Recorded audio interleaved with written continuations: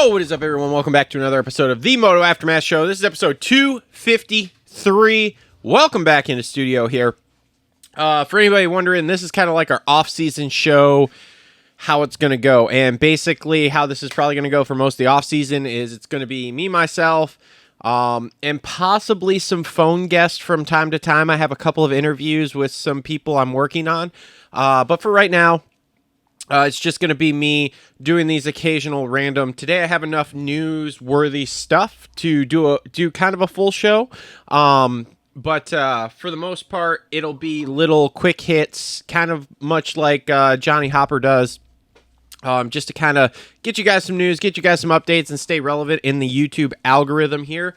But this is going to be an actual show right now. Like I said, because I have quite a few different news stories I've been kind of collecting here. Rumor mill, silly season, whole 9 yards. Obviously, MXDN just happened. So we're gonna talk a little bit about all that. And then and this will kind of flow nicely where I can cut up some clips, and it'll be great. So thanks everybody for tuning in. I'm your host Travis. Before we get started, just want to thank the people that help keep the lights on, literally here. So first up, Complete Racing Solutions, their membership area. If you haven't checked it out, please do. If you're trying to be a better rider, you're trying to do any sort of training for any sort of physical activity you need, memberships start at only $22 per month if you pay month to month. And what are you eating? Go lay down. And then there's 3 different levels of training. So you can start at a beginner level with not a lot of time and go all the way up to full-blown expert level, essentially, where you have lots of time for training and recovery and the whole 9 yards. If you pay annually, you can get it for as low as $15 per month. And this is the only training program, as far as off-the-bike stuff, that comes with a 100% money-back guarantee. So if something were to happen to you, say you were to contract Epstein-Barr, you would get you would get your money back.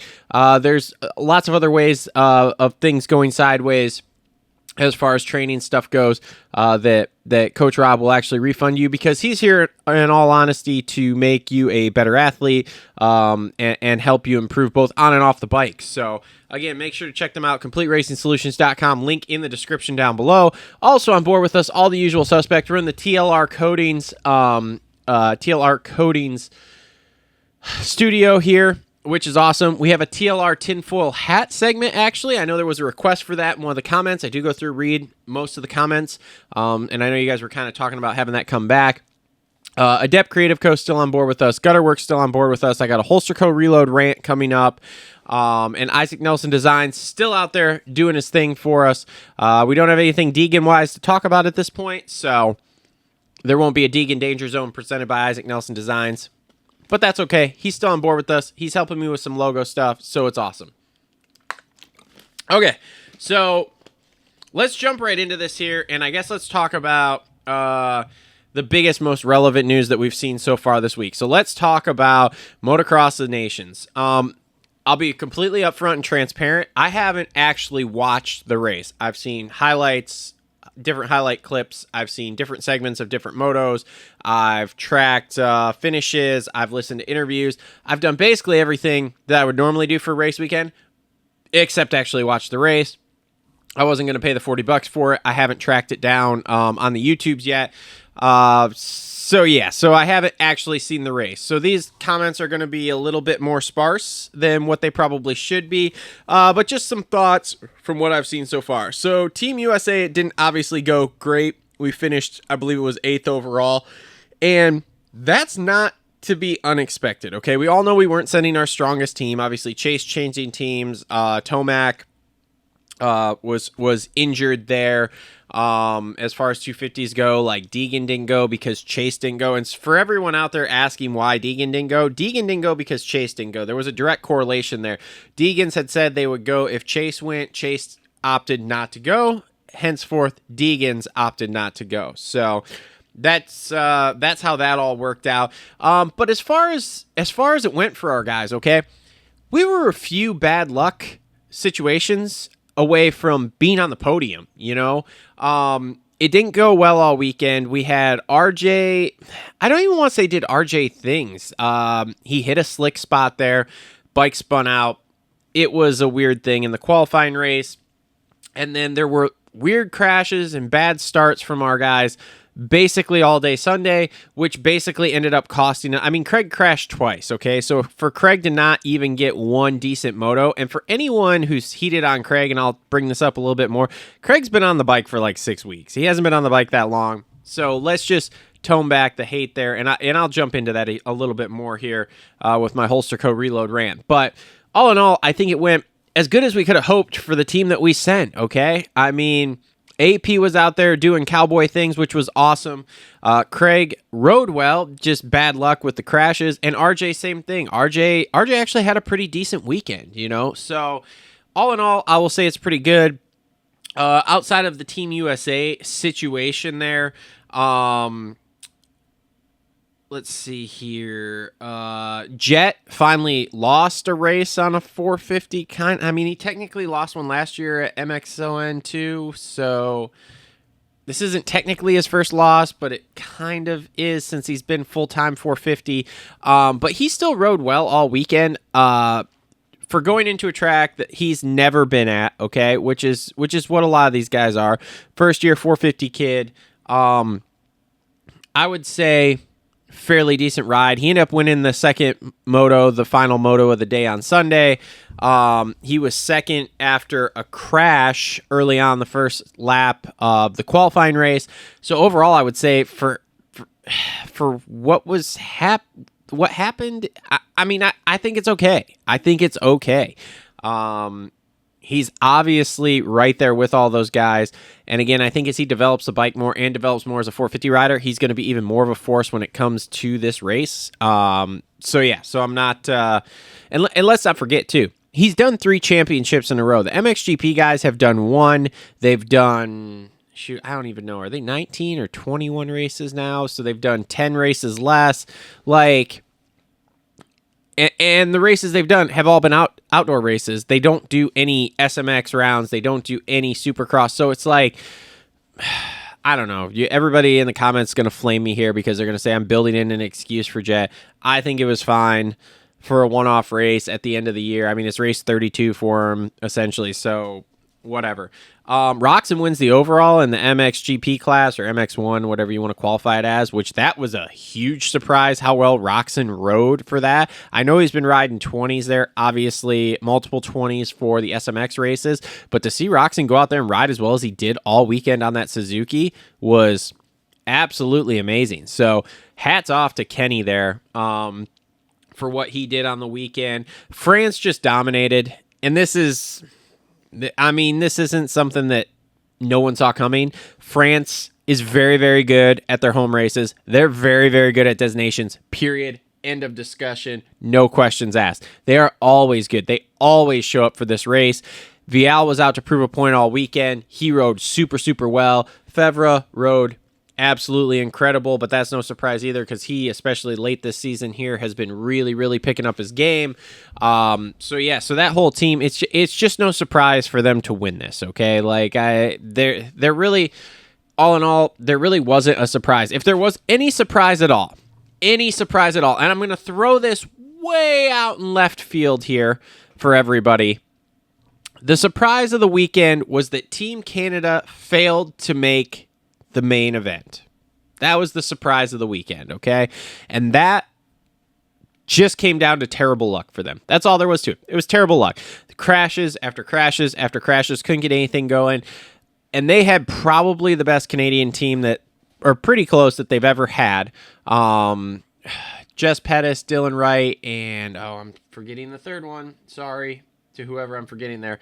But basically, yeah, best team ever that we've really seen Canada have, especially in recent years, and they failed to make the main. And again, it was just crash after crash after crash. I watched, I was somehow tuned in on some live stream watching the B final, I think, and saw that, saw that they were in it, which surprised me. And then to see, I believe Dylan Wright just ragdolled himself there in that first one, or in the first lap of the B main, and no surprise there. Prado also rode really well this weekend. He was testing stuff, he said, in an interview, and we'll talk some more about some upcoming stuff with Prado here. But again, that's not a surprise. He feels like he could have done better had he rode the stuff he'd been riding all year, but they were doing some testing coming up for 2024, so a little bit interesting there. And that's pretty much all I've got to say about Designations there. Like I said, I didn't watch the race. The race doesn't, and I'll get flamed in the comments for this too, it doesn't mean a whole lot to me. It's just kind of like this end of season or off season race that we see everybody kind of show up to. I don't know. It's interesting. And I know people are going to say, well, it means something to you when it's in the U.S. Yes, when it's in the U.S., it means something to me. It means there's another race for me to go to, especially because, like, at least the last 2 times it's been at Redbud, which is an hour from my house. So, yeah, the race means something to me because I'm going to go to the race. But all in all, do I really care if Team USA wins or somebody else? Not especially. So, yeah, so that wraps up our Designations talk here. So with that, we'll go right into some silly season talk here. And it's new team season here. Everybody now, or a lot of people, have done their thank you post for the teams that they're leaving, which that's a really weird thing to do anymore. Like, hey, had a great time with this team, but see you later. Okay, cool, whatever. First off the bat on October 1st, obviously we saw Levi Kitchen on that PC bike. He was so ready to be done with Star Racing there. It was incredible. He didn't jive with that team at all, as far as I'm concerned. He didn't like that team dynamic. Levi, I don't feel, is one of those guys that wants to go out there and compete and compete and compete and compete. He's more of a laid-back, relaxed kid, and I think PC is going to help that a bit because they don't have that team dynamic. From what I understand with Star, they are racing every single day at practice. I mean, racing. So I think the change for him will be helpful from a mental standpoint, but I still got to see it come together all the way where he starts linking up races where he actually does something. I got to see him do a race where he starts 13th and actually moves forward more than like 3-4 spots. So hopefully that works, but who knows? Volan also went to PC there, which is really funny because I almost feel bad for the kid because Mitch wanted him, but Kawasaki didn't. And I guess Mitch had to really push to get him on the team there. So hopefully that goes well. I think that might actually help him a little bit more. Because Red Bull KTM is a very straight-laced, strict, you're going to do this program type deal, where PC's a little bit looser, per se. So I think that's going to help Volan a lot, because I know he likes to ride like his bike, he likes to go to the pump track, all that kind of good stuff. So we'll see how that goes. But we have obviously spotted him on there. Ryder D moved over to the gas bike, which is no surprise. The big surprise was when he was on the Pulp Show and saying that Kawasaki did not even give him an offer to stay. That blows my mind, and the way he talked about it very much made me think that their relationship did not end great. He seemed very unhappy, and I don't blame him. You have a team that brings you up, much like they've done with AC and a whole bunch of these other guys, and then the whole Ryder D thing was so weird because he didn't have a pro contract, but then they were having him race pro, but then they didn't want him to. It was so weird. It was so weird. Such a weird thing, you know? So I don't know all the details behind the scenes. I'm sure that's something that will come out as we get down the road here. But man, that was probably the most interesting interview I've heard in a long time, because it definitely didn't sound like the PC Ryder D friendship ended great. So we'll see what that gas is like for him. It's obviously different. He says he's been playing around on a 450 a lot. He openly said it doesn't seem to have as much power as the PC bike, which isn't really a surprise. But hopefully that will be a little bit better for him. So we'll see. And then the most recent thing, because I'm recording this on the 10th of October here, the video just dropped of Sexton with KTM. This is obviously the worst kept secret. We've all known about this, or at least if you watch the show, we've been talking about this for at least the last 6+ months here. Of this was a confirmed, done deal, signed, sealed, delivered. He looks good on that KTM, like the gear and everything for it. They had him riding with the number 1, and he switched to the number 4. That's a bit interesting to me. He was so tied in with the Illinois connection and the 23 and the Michael Jordan and everything like that. And I just feel from a branding standpoint that what he had going was really, really good. And so I'm confused about moving away because he was very into the Jordan thing, like Jordan. And they pushed that a lot with the Alpine Stars gear.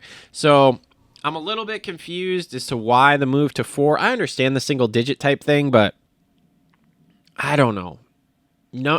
I guess I don't understand the single digit thing because I just like a number, okay? So, for example, playing hockey growing up, my number was 14.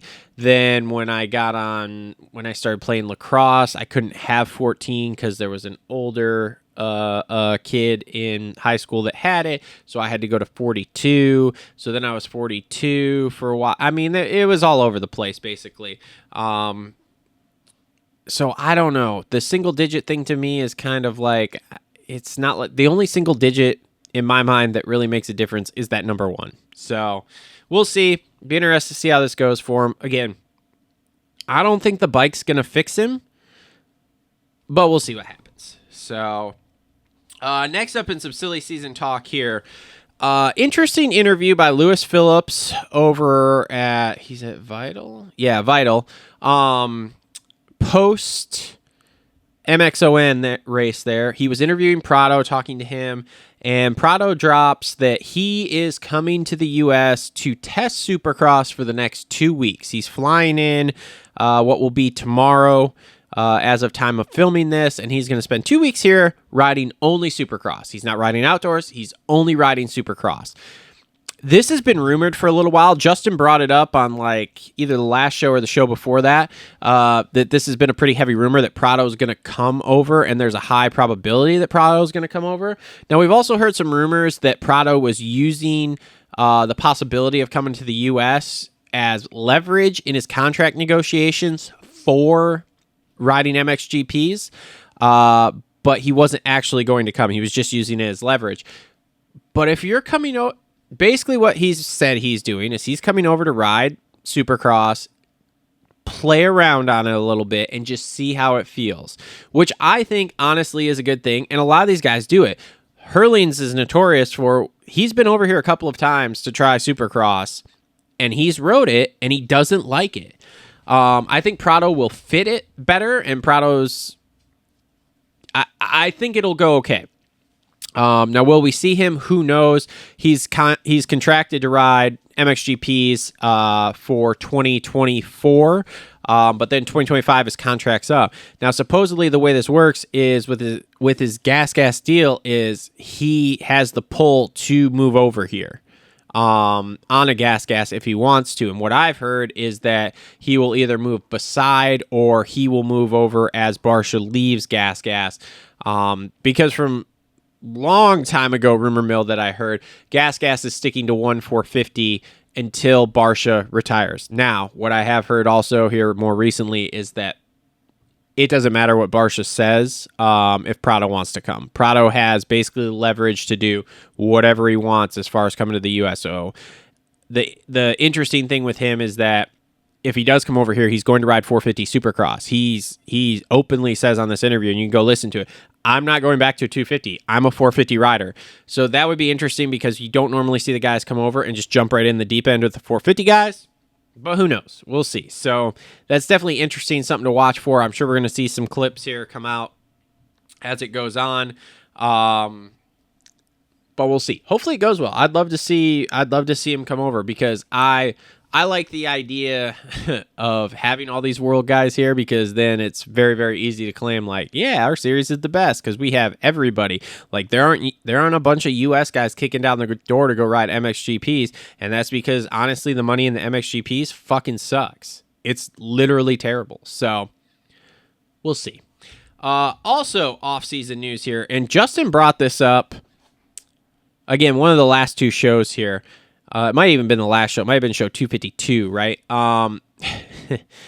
So Factory Connection is trying to stage a comeback here. From what I understand behind the scenes here, and I've talked to some sources, so this is definitely a thing now, and it's been put out on a couple other podcasts, is Ziggy has been talking to Dylan Ferrandis, which is why we haven't got an announcement yet as to where Dylan's riding, because I don't think Dylan has signed a deal with HEP Suzuki like we all think he's doing. From what I understand, Ziggy's trying to put a team together very bootstrap, much like they did with Laraco back in the day when they started the original Factory Connection team that then formed into Geico Honda.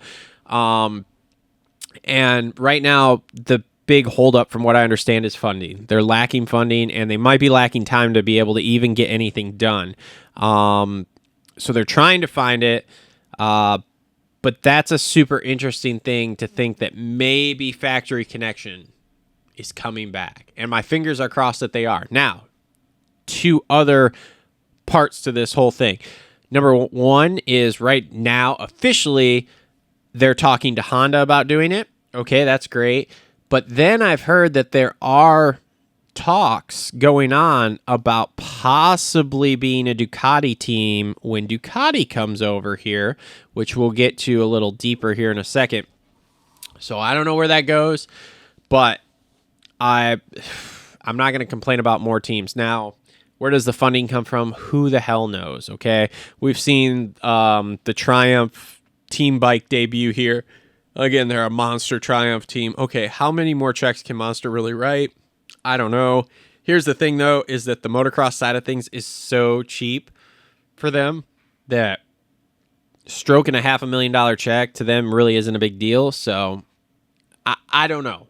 I hope they find funding. I hope we see Dylan.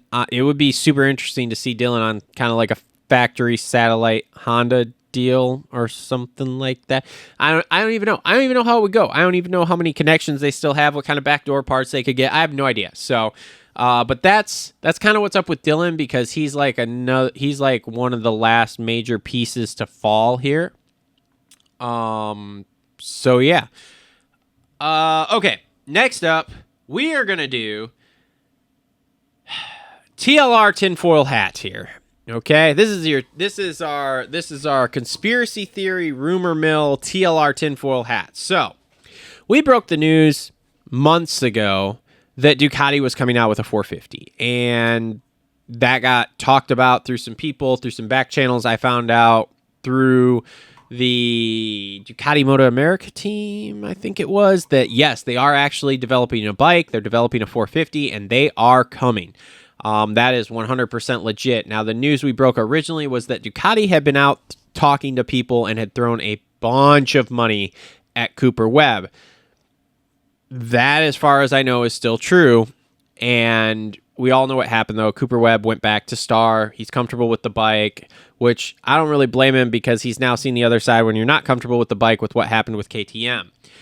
So the new rumor mill here is that Ducati is now throwing a bunch of money at Roczen to sign him for the 2025 season. From what I understand, Ducati is chasing a very high-profile guy for when they bring the bike out. I don't know if they're going to be a one-man team, two-man team. I'm not sure. From everything I've heard, Ducati's in North America here, and they are going around. Like, I've heard they've been at club testing. I've heard they've been at club checking out their whole setup as far as team stuff goes.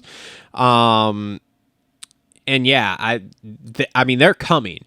And it was discussed. This was actually discussed, which is crazy when you think about us dropping news and how much of an idiot we are and we don't know anything. But this was actually brought up on, I believe it was a Gypsy Tales podcast here not too long ago. And from what they know, Ducati's pissed because KTM came into MotoGP. They're very, very unhappy with it, and they said, okay, you want to come piss in our sandbox? We're going to come piss in yours. So from what I understand, Ducati is not even worried about the MXGP series. They don't care about that series. They want to come to the US, and they want to piss all over KTM's parade. And I'm here for it. I'm 100% here for it. Now, the rumor going around this last weekend here is that they are actually have basically signed, sealed, and delivered. Cairoli's going to be a test rider for him. So that'll be interesting to see because, man, he had such a long career there with KTM and you know, has kind of stepped into a whatever role with them. So if he switches over to Ducati here to be a test rider, that would be super interesting. And then again, too, to sign Roczen for 2025 would also be super interesting, but I think a super good move to really push the brand off here in the U.S. Now we're going to get into the deep, dark crevices here of the TLR tinfoil hat here. So let's get into this. So this is how this all breaks down in my mind. Roczen signed a 1-year deal re-up with the Hemp Suzuki team, okay, which means he's locked in with Hemp Suzuki for 2024. Now, let's go back a few months. Roczen signs a 3-year deal with World Supercross, okay? So obviously this year, number 1, 2024, number 2, but we're still going to have to do 2025. Now, from what I understand, Roczen, again, was kind of shopping around a little bit here before he re-upped with Hemp. But the problem is that like, he can't go to KTM because DeCoster doesn't like him. Obviously, he's done with Honda because of the way the whole Honda thing went down. Kawasaki's really full, so whatever. He's not going to Star because they're full. Obviously, he can't do Husky or Gas either. So he's kind of locked in where he is. Now, but let's go back. He only signed a 1-year deal. So that means come 2025, he is going to be a free agent again. Ducati, from what I understand, is making a huge push to be in the U.S. racing come 2025. It was supposed to be 26. They've pushed the project forward, okay? So now it's 2025, okay? They signed Roczen for a 1-year deal in 2025, which means they get a high-profile guy who can come out, get decent finishes in Supercross, because I'm sure they're not worried about motocross, and also as just a side kicker, will race the World Supercross Series in 2025 also. So now you have a guy that is literally all Supercross all the time, showcasing your new bike. I believe 2025, and again, I'm not 100% sure on this, so if you know, comment down below. I believe 2025 is the last year of the Lawrence's contract with Honda. So now we're really getting deep in the TLR tinfoil hat here. So Roczen rides 25 for Ducati, premieres the bike, huge following, huge ordeal, awesome. At the end of 2025, they signed the Lawrence brothers to a gigantic deal. I am talking combined probably more than $10 million combined for both dudes to ride the 450 for the next however many years. I'm sure it'll be more than a 2-year deal because they're going to want to really lock someone up. So you now have gone from essentially what was the biggest international star in the U.S. as far as motocross and supercross went with Ken Roczen to now you have the 2 hottest, newest prospects for the motocross and supercross. You've got a kid that goes undefeated his rookie season. Who knows what's going to happen in supercross? They both won 250 titles. The Hunter brothers are it. So I believe Ducati will premiere in 2025 with a minimal of Roczen as a one-man 450 team to break the brand out here. And then they will come in 2026 with both Lawrence brothers as a 2-man 450 team. And I don't know if they're going to have a 250. I know the 450 is their main concern. TLR tinfoil hat. Comment down below what you think of that. But that's about the best I got there. And let's see here. I think one more thing to wrap the show up here. Holster Co. Reload Rant. Brought to you by our friends at Holster Co. Make sure to check them out. Link in the description down below. They now make these handy-dandy flask holders, which are awesome. Okay, number 1, everybody loves a good flask. Everybody loves a good tasty adult beverage. Number 2, a 2-clip system here, which is fantastic. 1 clip, 2 clip, boom. You can lock it on your belt. There's little pieces in here. I did remove them. There's little pieces. They accommodate everything up to a 2 1/4-inch belt, I believe. I lock this on the side cage of my Bobcat because I don't have an enclosed cab, so I can take this with me, do a little sippy sip while I'm working on the track. It's all good. So make sure to check them out. Again, link in the description down below. Order yours today. All sorts of different colors. I'm trying to get him to do some really, really cool designs. There's a couple I think we're going to have coming down the tube, so keep your eyes out there. Holster Co. flask holder there. It's awesome. Holster Co. Reload Rant. All y'all out there who are hating on Team USA, and especially, I saw this the other day, fucking pissed me off. The Christian Craig hate. Fuck off, okay? The guy was on the bike for 6 weeks. He put his hand up. He came out to ride for the country, and he rode, and he did what he could, okay? He had 2 crashes. Okay, that happens. I saw literally one of the stupidest fucking posts, and this is the kind of stuff that you fucking morons post online. I don't understand why Craig keeps getting rides. Simple, buddy. Who else you gonna fucking hire? The guy's a top 5 dude outdoors when he's healthy. No problem. We've all seen that. Every single year for the last 2 or 3 years, they've put him on a 450 outdoors. Guy runs top fucking 5. Okay, great. He won a 250 title last year in Supercross. A 250 title. And I saw some of you guys talk about like Nichols and stuff. Nichols is not as good outdoors, okay? Nichols did win a title. Nichols is not as good as Christian Craig. I'm sorry. I said it. Nichols is a great rider. He's not Christian Craig, okay? Craig has better whoop speed. Craig is a smoother rider than Nichols is. Not by a lot, but a little bit. But I'm just sorry. Like, you just can't. And on top of that, like, Nichols was off all last year because he got hurt, okay? Plus, he has a factory ride now. He's riding factory beta for the next year, 2 years, something like that. So, I don't understand.